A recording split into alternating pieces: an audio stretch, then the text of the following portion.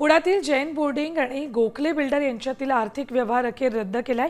पुणे दिवाणी न्यायालयाने जैन बोर्डिंग व्यवहारातील खरेदी खत कायदेशीररित्या रद्द करण्यावर शिक्कामोर्तब केले।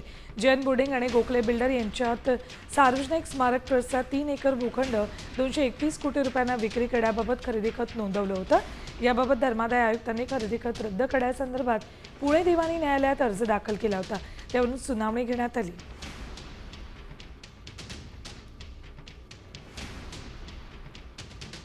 सगळे कागदपत्रांची छाननी करून मागचे धर्मदायांचे आदेश वगैरे सगळं पडताळणी करून जे मेहरबान न्यायाधीश महोदय आहेत त्यांनी आज एक आदेश पारित केला की जे दस्त झालंय गोखले आणि HND ट्रस्टमध्ये तो आज रद्द करण्यात येत आहे आणि त्याची अधिकृत नोंदणी जे उपनिबंधक कार्यालयाने करावी। त्यामुळे आज खऱ्या अर्थाने ही जी वास्तू आहे पूर्णपणे कायदेशीररित्या ही मुक्त झाली आहे आणि जैसे ते त्या परिस्थितीत आज आली आहे सगळं।